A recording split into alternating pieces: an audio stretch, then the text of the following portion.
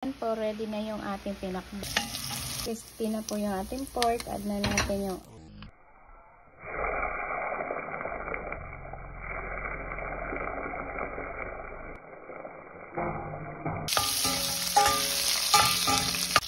luya.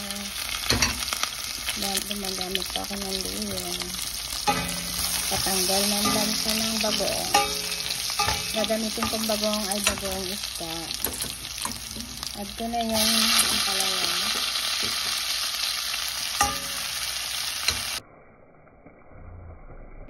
Pan po muna natin. Pamapitang ng bagoong isda. Pagdagan.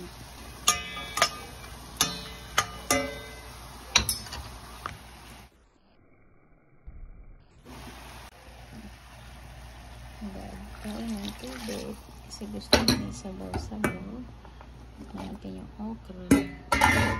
Nag-add po ako ng kamatis kasi nakalimutan ko kanina ilagay. Yan po, ready na yung ating pinakbet sa bagoong isda. Thank you for watching, guys.